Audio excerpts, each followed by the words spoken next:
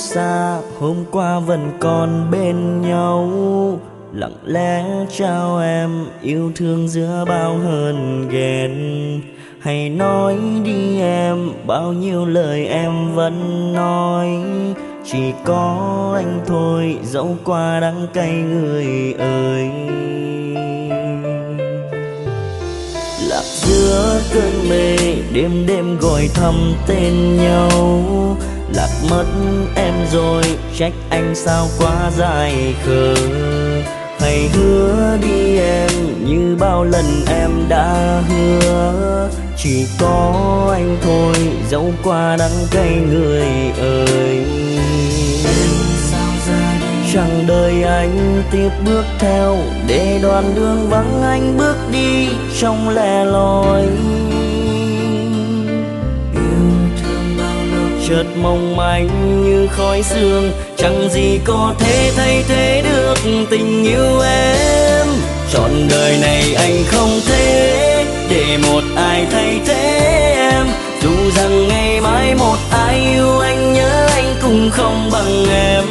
Trọn đời nguyện yêu em mãi, kỷ niệm này đâu dễ phai. Dù rằng ngày mai tình phai, anh chẳng thể yêu thêm một ai. Một người mang thương yêu đến, một người lặng bước ra đi. Một người anh chưa từng yêu, thay thế sao được trăm ngàn yêu. Hãy để cho anh được nói, trọn đời yêu mỗi em thôi. Dù người ra đi ngàn năm, anh vẫn mãi yêu em ngàn năm.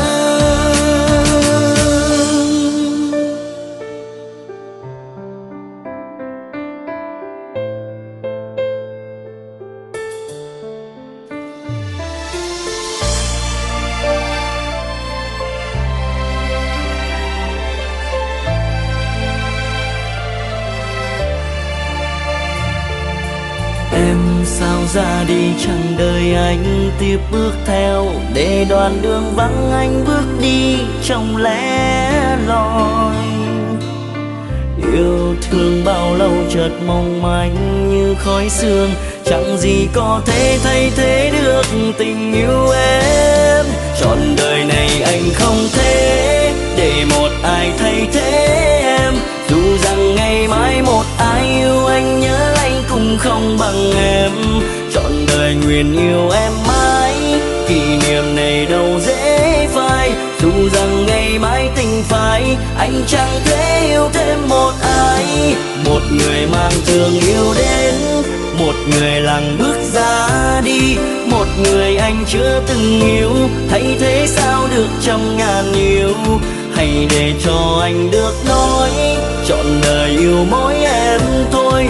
Dù người ra đi ngàn năm, anh vẫn mãi yêu em ngàn năm. Trọn đời này anh không thể để một ai thay thế em.